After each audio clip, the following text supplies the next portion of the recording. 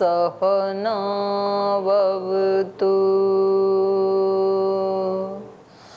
सहनौ भुनक्तु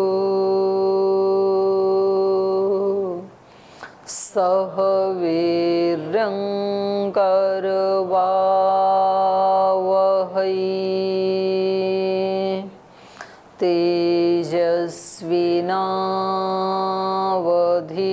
तेजस्विनावधीतमस्तु मा विद्विषावहै।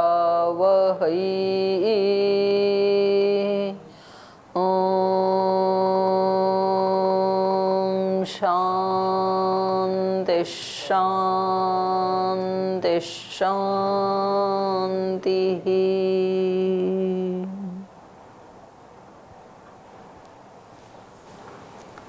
सूत्र पाठ।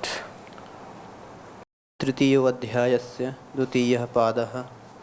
संधे सृष्टिराह हि निर्मातारं चैके पुत्रादयश्च मायामात्रं तु कार्त्स्नेन अभिव्यक्तस्वरूपत्वात् सूचकश्च हि श्रुतेराचक्षते च तद्विदः पराभिध्यानात्तु तिरोहितं ततो हि यस्य बन्धविपर्ययो देहयोगाद्वा सोऽपि तदभावो नाडीषु तच्छ्रुतेरात्मनि च अतः प्रबोधोऽस्मात् स एव तु कर्मानुस्मृतिशब्दविधिभ्यः मुग्धेरसम्पत्तिः परिशेषात् न स्थानतोऽपि परस्योभयलिङ्गं सर्वत्र हि न भेदादिति चेन्न प्रत्येकमत्तज्ज्ञात् अपि चैवम् एके अरूपवदेव हि तत्प्रधानत्वात् प्रकाशवच्चावैवथ्यात् आह च तन्मात्रं दर्शयति चाथोऽपि स्मर्यते अत एव चोपमा सूर्यकादिवत्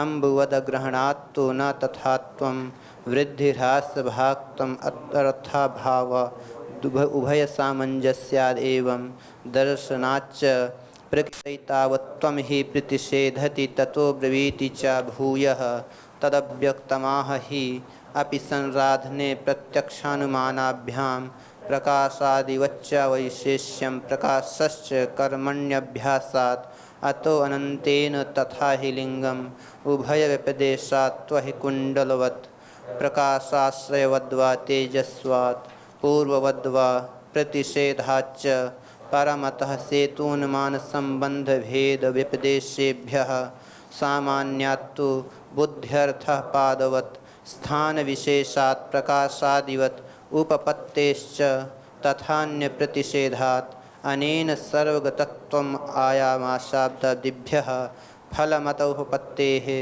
सुतत्वाच्च धर्मं जैमिनिरत एव पूर्वं तु बादरायणो हेतुव्यपदेशात् इति द्वितीयः। ओम। वेदांत दर्शन के तृतीय अध्याय का द्वितीय पाद पढ़ रहे हैं और यहाँ पर प्रसंग चल रहा है स्वप्नावस्था का। और इसमें प्रथम और द्वितीय सूत्र में पूर्व पक्षी के मत से ये दो सूत्र पूछे गए हैं कि आपने पीछे वेदांत दर्शन में कहा था कि सारी सृष्टि का उत्पत्तिकर्ता ब्रह्म है, लेकिन यहाँ हम देखते हैं कि स्वप्न में जो सृष्टि होती है वो तो आत्मा ही करता है और वो जैसी सृष्टि बनाना चाहता है वैसी बना लेता है स्वप्न में। तो उसका उत्तर इन्होंने तृतीय सूत्र में दिया, माया मात्रम तु कार्त्स्नेन अनभिव्यक्त स्वरूपत्वात्, कि वो सृष्टि नहीं है बल्कि वो तो माया मात्र है, क्योंकि संपूर्ण रूप से वो अपने आप को अभिव्यक्त नहीं कर सकती वो सृष्टि। जैसे ये भगवान की बनाई हुई सृष्टि है तो ये जागृत अवस्था में भी अपने आप को वैसे ही अभिव्यक्त करती है और स्वप्न में भी सुषुप्ति में भी वैसे ही अभिव्यक्त करती है, हर अवस्था में ये। लेकिन वो स्वप्न अवस्था से अतिरिक्त जागृत आदि अवस्थाओं में अपने आप को उस रूप में अभिव्यक्त नहीं कर पाती है, तो इसलिए हम उसको सृष्टि नहीं मानेंगे। ठीक है, यहाँ तक। आगे इन्होंने कहा, पुनः शंकते सूचक ही श्रुते आचक्षते। आचक्षते च तद्विदः। ये कह रहे हैं कि ये तो श्रुति भी ऐसा कह रही है, सूचकश्च ही, निश्चित रूप से वो सूचक तो होते हैं स्वप्न किसी घटना के, ऐसा श्रुते आचक्षते च, ऐसा तो श्रुति भी कह रही है। और तद्विदः च, और उन स्वप्न को जानने वाले हैं जो स्वप्न ज्ञाता हैं वो भी ऐसा कह रहे हैं। तो आप इन स्वप्नों को बिल्कुल ही निराधार या माया मात्र तो नहीं कह सकते हैं, ऐसा पूछा। संधे स्वप्ने नास्ति वस्तु तत्वम इति उच्यते, सूचकस्तु सोऽस्ति ही स्वप्नो भावी शुभाशुभे सूचयति इति श्रुतेरपि सिद्ध्यति। कह रहे हैं संधे, संधे माने स्वप्ने, नास्ति वस्तु तत्वम, वस्तु तत्व नहीं है, सत्य नहीं है, इति उच्यते, ऐसा आपने कहा। लेकिन सूचकस्तु सो अस्ति ही स्वप्नो, लेकिन वह स्वप्न किसी घटना का सूचक तो है। किस घटना का सूचक है? भावी शुभाशुभे सूचयति इति, भविष्य में शुभ या अशुभ जो होने वाला है, भावी जो शुभ अशुभ है, उसको तो ये स्वप्न सूचित करता है। श्रुतेरपि सिद्ध्यति, ये बात तो श्रुति से भी सिद्ध है। श्रुति क्या कहती है? श्रुति कहती है यदा कर्मसु कामेषु स्त्रियं स्वप्नेषु पश्यति समृद्धिं तत्र विजानीयात् तस्मिन् स्वप्न निदर्शने। छांदोग्य उपनिषद का है 5:2-9। लाए हैं आप पुस्तक तो निकाल के देख लो एक बार। 5:2-9 ये कह रहे हैं सपने में यदि कभी किसी माता का दर्शन हो जाए, किसी महिला का दर्शन हो जाए, स्त्री का दर्शन हो जाए, तो समझ लो कि आपको उस कार्य में सफलता मिलने वाली है। ठीक है, तो आज तो मतलब मातृशक्ति की ना सुबह से ही समृद्धि हो रही है। तो अपने सिंह साहब भी ये बात कह रहे थे और यहाँ पर ये भी कह रहे हैं, क्योंकि जो कोई स्त्री दिख जाए यदि, तो वो उसका रूप होती है ना भगवती शक्ति का, जगदम्बा का रूप होती है हर महिला। तो महर्षि दयानंद जी भी ऐसे ही मानते थे, हर बहन के अंदर वो उस आद्या पराशक्ति जगदम्बा का रूप ही देखते थे। तो वो हर व्यक्ति की दृष्टि के ऊपर है, जो जैसा देखेगा उसको वैसा रिस्पॉन्स मिलेगा।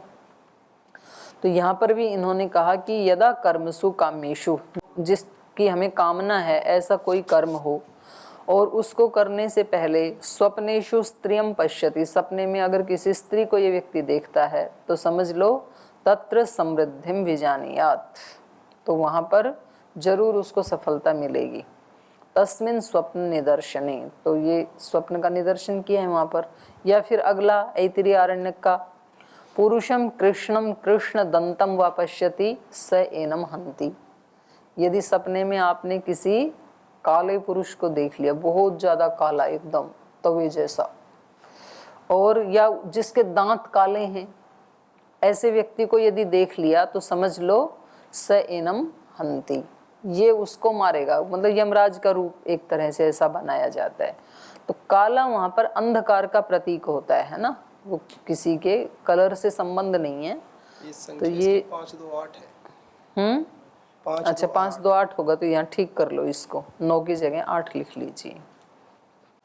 तद्विद आचक्षते च लोकेपि स्वप्न वेत्तार कथयन्ति, और कह रहे लोक में भी जो स्वप्नों के जानकार हैं वो ऐसा कहते हैं, स्वप्ने गजारोहण आदिकम शुभम, सपने में यदि कोई हाथी आदि के ऊपर आरोहण करता है तो समझ लो ये शुभ है, कुछ शुभ होने वाला है उसके लिए। और खरारोहण आदिकम अशुभम, और यदि कोई गधे आदि पे आरोहण कर रहा है तो समझो कुछ अशुभ होने वाला है। तो भरत जी ने देखा था ना ये स्वप्न कि मेरे पिता गधे पर सवार होकर के दक्षिण दिशा में जा रहे हैं, तो वो अशुभ होता है। तो एवं सती स स्वप्न कथम ही माया मात्रम, तो जब श्रुति भी उसके बारे में, स्वप्न ज्ञान के बारे में कह रही है, तो उसको आप माया मात्र कैसे कह सकते हैं? तो कुछ तो अस्तित्व है ही ना उसका। तो स्वप्न विज्ञान के बारे में क्या कहना है आपका? सोचना पहले हैं, क्या कहते हैं? अच्छा, मतलब कुछ सूचक होता है, ऐसा बोला? ऐसे कह रहे थे कि हम तो मानते नहीं थे, तो कोई गुरुजी को बता रहे थे कोई प्रसंग ऐसा, तो उन्होंने कहा अरे बच्चे अभी कच्चे हो, ये विज्ञान होता है, ऐसे महर्षि जी बोले थे कि हाँ, तो ये इसके क्योंकि विषय में- श्रुति भी कह रही हैं तो इसका कुछ होना चाहिए। 2 प्रकार के होते हैं, देखो 3 प्रकार के होते हैं बल्कि। एक तो जैसे आयुर्वेद में दोषों में कुछ त्रुटि होती है, इम्बैलेंस होता है, तो भी सपने आते हैं। वात पित्त कफ में तो वात यदि बढ़ गया तो व्यक्ति को सपने आएंगे उड़ने वाले, उड़ रहा है आकाश में ऐसे, तो समझ लो शरीर में वात बढ़ा है। पित्त बढ़ा है तो अग्नि दिखेगी, बहुत अग्नि जल रही है, आप उसके पास पहुंच गए, जलते जलते बचे, ऐसे कुछ होगा। और कफ बढ़ रहा है तो पानी दिखेगा, आप उसमें नहा रहे हैं या घूम रहे हैं, जो भी दिखेगा। तो ये तो होता है त्रिदोष के इम्बैलेंस, असंतुलन से, उससे भी होता है। और एक होता है कि जो हम बार बार जो हमारे चिंतन चल रहा है दिन भर में, तो वो हमारे सबकॉन्शियस माइंड में जा रहा है, तो फिर रात्रि को वो उनको अभिव्यक्त करता है। तो वो घटनाएं थोड़ी कोई किसी के साथ कहीं भी जुड़ जाएगी, उल्टा पुल्टा भी दिख जाएगा आपको। और तीसरे होते हैं जो जिसकी बात ये कर रहे हैं, सूचकस्तु, दृष्टांत, मतलब कोई भी घटना स्थूल रूप में प्रकट होने से पहले उसका ब्लूप्रिंट तो बन जाता है ना, सूक्ष्म रूप में तैयार हो ही जाती है। तो हमारे जीवन में भी और इस ब्रह्मांड के जीवन में भी, तो ये मकान बनने से पहले दिमाग में तो आ ही गया था ना, सूक्ष्म रूप में तो तैयार हो ही गया था। तो वो घटनाएं जो घटित होनी है कल स्थूल रूप में, तो वो पहले सूक्ष्म रूप में तैयार हो चुके हैं, कल उसका स्थूल रूप दिखेगा।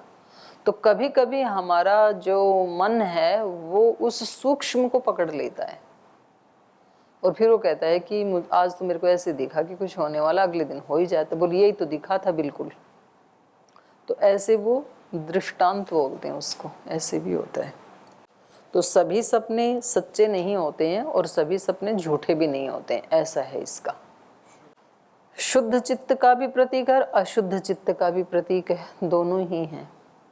चित्त यदि बिल्कुल अशुद्ध है, बिल्कुल एकदम ऊहा पोह में है, तो भी आपकी नींद अच्छी नहीं लगेगी, फिर आप सपने देखते रहेंगे और कुछ ना कुछ सपने आते ही रहते हैं। और कुछ लोगों का तो ये कहना है कि हर व्यक्ति को सपने आते हैं पर वो भूल जाता है। कुछ थोड़ी देर के लिए तो सपने सभी को ही आते हैं उठते ही साफ हो जाते हैं। तो जो श्री अरविंद आश्रम में जो माता जी थी वो कहती थी ऐसे कि आपको ना, जैसे आप अपने दिन का हिसाब रखते हैं, डायरी लिखते हैं, ऐसे ही आपको अपनी रात्रि का भी आकलन करना चाहिए। माने आप संकल्प पूर्वक तो सोएं और उस निद्रा में भी आपकी थोड़ी सी जागरूकता बनी रहे और सुबह उठ करके आप देखें कि आज मैंने क्या देखा, सपना क्या आया आज।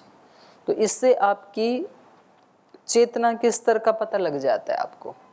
जागृत काल में हम कई बार अपनी चेतना को जो है उसका अभिभव करके रखते हैं, स्वाध्याय करेंगे, भजन सुनेंगे, ये करेंगे, सत्संग करेंगे, कुछ करेंगे, तो उस हमें देखने का चांस ही नहीं मिला कि वास्तव में है कहाँ, और हम थोड़े कभी कभी भ्रमित भी होते हैं।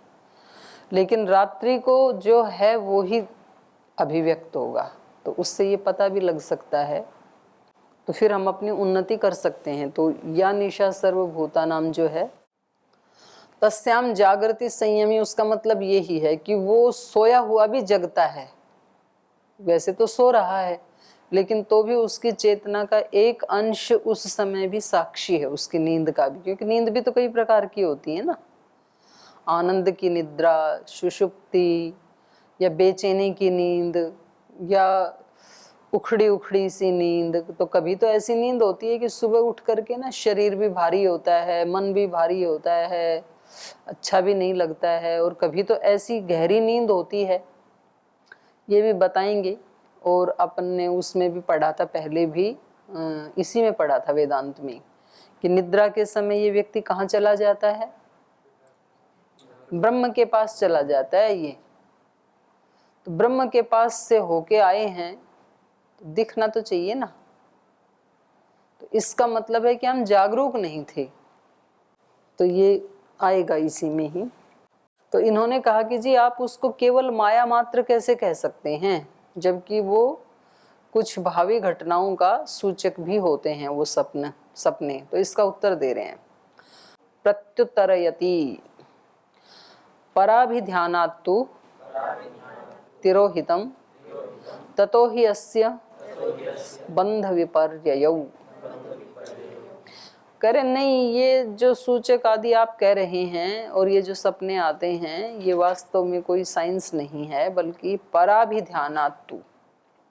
पराभिध्यान माने अत्यंत ध्यान, अत्यंत ध्यान माने अत्यंत अनुराग, अत्यंत अनुराग के कारण आते हैं ये। दिन में हमारा ध्यान किसी वस्तु, व्यक्ति आदि के ऊपर अत्यंत अनुराग से युक्त होता है, वही चिंतन जो चल रहा होता है, तो उससे तिरोहितम ततो ही अस्य, तो दिन में तो वो हमने छिपा के रखा, और वो जो छिपा हुआ था, तिरोहितम, जो छिपा हुआ हमारा संस्कार था, ततो ही अस्य, उसके कारण इस सपने का अस्तित्व है, और उसी के कारण ही बंध विपर्यय, उसी के कारण, उस किसके कारण, उस पराभिध्यान के कारण, उस अनुराग के संस्कार के कारण ही इस व्यक्ति का बंधन या तो मोक्ष होता है। विपर्य माने बंधन से उल्टा मोक्ष। कैसे? अत्र परः शब्दो अत्यंत पर्यायः। यहाँ परः शब्द का अर्थ क्या है?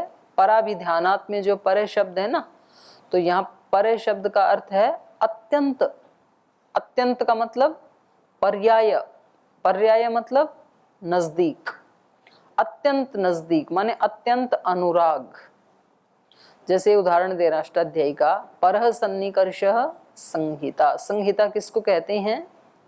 सन्निकर्ष को। कैसा सन्निकर्ष? परः सन्निकर्ष, अत्यंत सन्निकर्ष माने बीच में और कोई चीज नहीं है। तो वर्णों का जो परः सन्निकर्ष, तो परः माने अत्यंत, अत्यंत जो सन्निकर्ष उसको संहिता कहते हैं। तो यहाँ पर भी पर अभिध्यानात् माने अत्यंत ध्यानात्, अर्थात अत्यंत अनुरागात्। पराभिध्यानम अत्यंत अनुरागः, तस्मात् अत्यंत अनुरागात् तु खलु तिरोहितम, यद, तिरोहितम को खोला, यद अंतर्हितम, जो अंदर छिपा हुआ है, तिरो अंतर दधाति, निरुक्त का बता रहे हैं। तिरय का अर्थ क्या है? अंतर दधाति, जिसको अंदर धारण करता है। तच्च भूतवृत्तम भविष्यत वृत्तम वा न केवलम स्वप्ने किंतु जागृत अवस्थायाम अपि प्रत्यक्षी भवति। तो कह रहे हैं जिसको वो हमने छिपा के रखा था ना, जो तिरोहित है लेकिन अत्यंत उसके प्रति अनुराग है, और वो विषय कोई भूतकाल का भी हो सकता है, भूतवृत्तम, भविष्यत वृत्तम वा, और भविष्य का भी हो सकता है, तो जिसमें अत्यंत हमारा ध्यान जाता है बार बार कि मेरे साथ ऐसा हुआ, या फिर मेरे जीवन में कल ये होने वाला है, तो वहां राग होता है व्यक्ति का। तो तच्च भूतवृत्तम भविष्यत वृत्तम वा न केवलम स्वप्ने, वो केवल सपने में नहीं आता है अत्यंत अनुराग, तो कुछ सपने तो जागृत अवस्था में भी तो आ जाते हैं ना। व्यक्ति का कहीं ध्यान लगा हुआ है और वो व्यक्ति जागृत अवस्था में भी कहीं खोया हुआ है, फिर दूसरा आके उसको झकझोरता है, कहाँ चले गए थे, तो फिर वो कहता है कि मैं तो वहां चला गया था। तो कह रहे हैं ये केवल रात्रि को ही नहीं बल्कि ये जागृत अवस्था में भी प्रत्यक्षी भवति, प्रत्यक्षी भवति को खोला, प्रत्यक्षवद अवभासते, जो प्रत्यक्ष की तरह ही अवभासित होते हैं, ऐसा लगता है कि जैसे वो चीज सामने ही है। वा इति शेष, तो या तो वो भविष्य का भी हो सकता है या तो वो इसका भूतकाल का भी हो सकता है वो विषय। ततः ही अस्य बंध विपर्ययौ, और वो जो अनुराग है उसके कारण ही, ततः पराभिध्यानात्, पराभिध्यानात् अत्यंत अनुरागात् एव। ततः का अर्थ है पराभिध्यानात्, पराभिध्यानात् का मतलब अत्यंत अनुरागात्, उस अत्यंत अनुराग के कारण ही, अत्यंत अनुरागात् एव अस्य जीवात्मने, इस जीवात्मा का बंधन हो जाता है, और तद विपर्ययो हो मोक्षश्च भवति, उस अत्यंत अनुराग के कारण ही बंधन और मोक्ष होता है। अनुराग से मोक्ष कैसे होता है बता रहे हैं ये। अस्य अयोगिनः सांसारिक वस्तूनि पराभिध्यानात् अत्यंत अनुरागात् बंधः, अथ योगिनः परमात्मनि पराभिध्यानात् अत्यंत अनुरागात मोक्ष भवति। शक्ति एक ही है ना, अब उसको संसार की तरफ लगा दिया तो बंधन में फंस जाएंगे, और ब्रह्म की तरफ लगा दिया तो मुक्त हो जाएंगे। एक ही है फोर्स। कह रहे हैं अस्य अयोगिनः, अयोगिनः माने जो योगी नहीं है, अर्थात जो सामान्य व्यक्ति है, उसका सांसारिक वस्तुओं में पराभिध्यानात् अत्यंत अनुरागात, जब उसका सांसारिक वस्तुओं में अत्यंत अनुराग होता है तो बंधन में फंस जाता है। अतः योगिनः, और योगी का परमात्मनि पराभिध्यानात्, परमात्मा में अत्यंत राग होने से मोक्ष भवति। तो उसको राग कहेंगे भी नहीं, बल्कि उसको फिर भक्ति कह देते हैं, और उसी को श्रद्धा कह देते हैं, उसी को ध्यान कह देते हैं। तो उसके लिए अलग अलग शब्द आ गए, लेकिन अंदर की ऊर्जा तो वही है। तो आज कितना अच्छा उन्होंने बताया ना, सिंह साहब ने कितना अच्छा बताया। सेल की सृष्टि देखो, अब मतलब जो चीज़ उसमें लगनी चाहिए थी विकास में, अब उसको बेचारी को ये डिप्रेशन से लड़ने में सारी खर्च होना पड़ता है। माने जिस सेना को पाकिस्तान वाले दुश्मन से लड़ना था, उसको हैदराबाद के दंगों के लिए आकर के अपनी एनर्जी खराब करनी होती है। इतने दंगे कर दिए हमने देश में, तो फोर्स बुलानी पड़ी, तो वो अपना काम से हमने उसको बाधित कर दिया ना। तो जब हम कुछ नेगेटिव सोचते हैं, बोलते हैं, करते हैं, तो हमारी जो अच्छी वाली शक्ति है वो फिर उधर आ जाती है, तो फिर उसका अपना जो प्रोडक्टिव वर्क था वो रुक जाता है, फिर तो हानि होती है ना अपनी। तो कोई साइंस का व्यक्ति बताए तो समझ में आता है अच्छे से, शास्त्र वाले बताएं तो बोले ऐसे ही भ्रमित करते रहते हैं। तो ये कह रहे हैं पराभिध्यानात् योगिने तिरोहितस्य प्रत्यक्षी भवन बंध निमित्तम, योगिने तिरोहितस्य प्रत्यक्षीकरणम मोक्ष निमित्तम इत्यपि विज्ञेयम। तो कह रहे हैं ये जो हैं पराभिध्यानात् अयोगिन, जो अयोगी व्यक्ति है, अयोगी मतलब सांसारिक व्यक्ति, अत्यंत अनुराग के कारण अयोगी ने ही, ये अयोगी व्यक्ति है, उसका तिरोहितस्य प्रत्यक्षी भवन बंध निमित्तम, जो छिपा हुआ था किसी के प्रति राग था या द्वेष था, जो भी था, अत्यंत पराभिध्यान था जो, उसका प्रत्यक्षी भवन, उसका प्रकट हो जाना, ये बंध निमित्तम, ये बंधन का कारण है। और योगी ने ही, और जिस योगी के चित्त में ईश्वर के प्रति जो अत्यंत पराभिध्यान था, अत्यंत भक्ति थी, तिरोहितस्य प्रत्यक्षीकरणम मोक्ष निमित्तम, उसका प्रत्यक्षीकरण ये मोक्ष का निमित्त बन जाता है, ये भी जानना चाहिए। तो आप यहाँ ध्यान दें, जो अयोगी व्यक्ति है उसके तिरोहित के लिए कहा है प्रत्यक्षी भवन, और जो योगी व्यक्ति है उसके तिरोहित के लिए कहा प्रत्यक्षीकरण। मतलब वहां प्रत्यक्षी भवन वो होता है अपने आप। आप कब तक चीजों को छिपा के रखोगे? आपकी नेगेटिविटी एक दिन प्रत्यक्ष हो जाती है। आप करना नहीं चाहते हैं, आप छिपा के रखना चाहते हैं, लेकिन वो हो जाती है। और दूसरी तरफ योगी जो है वो अपनी इच्छा से उसको अभिव्यक्त करता है, अपने छिपे हुए को। माने उसके अंदर क्या क्या दैवी शक्तियां हैं, तो जब वो उचित समझता है तब उनको प्रत्यक्ष प्रकट करता है, नहीं चाहता है तो नहीं करता है, छिपा के रखता है। या फिर ये देखता है कि सामने वाले कौन व्यक्ति हैं, उनके सामने चाहे तो उनको अभिव्यक्त करता है, नहीं चाहे तो नहीं करता है। तो उसका उसके ऊपर कंट्रोल है। बात ये है अपनी इंद्रियों के ऊपर इसका कंट्रोल नहीं होता है। वहां प्रत्यक्षी भवन होता है, यहाँ प्रत्यक्षीकरण होता है। देह योगाद्वा सोपी, और कह रहे हैं कि इसमें स्वप्न में ये तो ठीक है, अत्यंत अनुराग तो निमित्त बनता ही है, लेकिन इसके साथ साथ देह योगात्वा, या यहाँ पर वा जो है वो समुच्चय अर्थ में है, विकल्प अर्थ में नहीं है। अर्थात देह का योग भी होता है उसके साथ। संस्कार तो हैं ही हैं, संस्कार के कारण सपने आते हैं, या अत्यंत अनुराग के कारण अनुराग का संस्कार ही एक, वो तो है ही है। लेकिन यदि शरीर ना हो तो फिर केवल संस्कार से सपने नहीं आएंगे। तो इसलिए कह रहे हैं देह योगात्वा, यहाँ वा जो है अपि अर्थ में है। देह योगात अपि सो अपि, स्वप्न देखता है ये व्यक्ति। सोपि स्वप्न देह योगात्वा, वह शब्द समुच्चयार्थ, वह अथापि समुच्चयार्थे भवति, ये निरुक्त में आया है कि कभी कभी वह समुच्चय अर्थ में भी होता है। तो यहाँ पर देह को जोड़ना चाहते हैं उसके साथ। देह योगात देह संबंधात देहे ही खलु स्वप्नम पश्यति जीवात्मा न देहम अंतरेण। यहाँ पर सूत्रकार एक बात ये भी बताना चाह रहे हैं कि देखो, जो आप जिसको आप सपने की सृष्टि कह रहे हैं, वो सृष्टि कहाँ होती है सपने में? शरीर में ही होती है।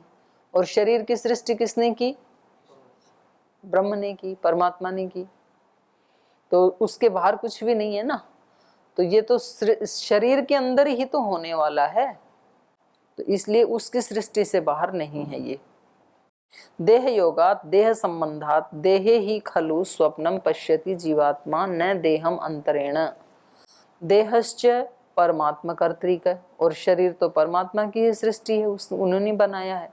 तत्र देहे खलु स्वप्न सृष्टिर्भवति, तो वो जो भगवान की सृष्टि है उसमें सपने की सृष्टि होती है। न देहात बहि तस्माच्च स्वप्नो न वस्तु तत्वम, इसलिए स्वप्न की सृष्टि जो है ये यथार्थ सृष्टि नहीं है। अथच देह संबंधात आत्म मनसो संयोग विशेषाच संस्कार पूर्वक स्वप्नो संभवति। और कह रहे हैं ये कैसे होता है? शरीर संस्कार आदि तो जागृत अवस्था में भी होते हैं, तो कह रहे हैं नहीं, उस समय इनका एक संयोग विशेष बनता है। अथ देह संबंधात, शरीर के साथ संबंध होने पर भी आत्म मनसो संयोग विशेषाच, आत्मा और मन के संयोग विशेष होने से संस्कार पूर्वक और संस्कार पूर्वक स्वप्न संभवति। उक्तम यथा दर्शनांतरे, जैसे कि दूसरे दर्शनों में भी कहा है, आत्म मनसो संयोग विशेषात संस्काराच स्मृति ही तथा स्वप्न। वैशेषिक दर्शन में कहा है ना, आत्मा और मन के संयोग विशेष से और संस्कार से स्मृति उत्पन्न होती है, और तथा स्वप्न, और वैसे स्वप्न भी आत्मा मन के संस्कार विशेष और संयोग विशेष और संस्कार से स्वप्न उत्पन्न होता है। न ही संस्कारम अंतरेण स्वप्न सृष्टिर भवति, संस्कार के बिना स्वप्न की सृष्टि नहीं हो सकती है। मनसी संस्कार संभवात मनसा ही संस्काराधीनो जीवात्मना स्वप्नम पश्यति न स्वतंत्रः। कह रहे मन में संस्कार संभवात, मन में ही संस्कार हो सकते हैं, उनकी संभावना है। मनसा ही संस्काराधीनो जीवात्मा, और मन के संस्कारों के अधीन ही जीवात्मा होता है। जैसे संस्कार है वैसा जीवात्मा को करना पड़ता है। तो उसके अधीन होकर के जीवात्मा स्वप्नम पश्यति न स्वतंत्रः, ये आत्मा स्वतंत्र रूप से भी स्वप्न नहीं देख सकता है, मन के अधीन होकर के ही इसको स्वप्न देखना पड़ता है। तस्मात् तत्र स्वप्ने या सृष्टि ही न सा वास्तविकी माया मात्रम ही स्वप्न सृष्टि दर्शनम न तो वस्तु तत्वम। इसलिए सपने की जो आप सृष्टि बता रहे हैं वो सृष्टि क्या है? माया मात्र है, वो यथार्थ सृष्टि नहीं है। तो अब स्वप्न में ये कैसे कैसे सपना आता है, ये कैसे इंद्रियां मन आदि कहाँ चले जाते हैं, इसको ये फिर अगले सूत्र में बताएंगे, 7 नंबर सूत्र में। इसको हम कल पढ़ेंगे। आज यहीं विराम लेते हैं।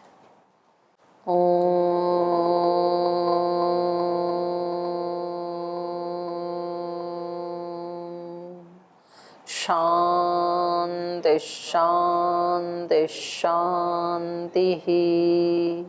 श्री गुरुभ्यो नमः।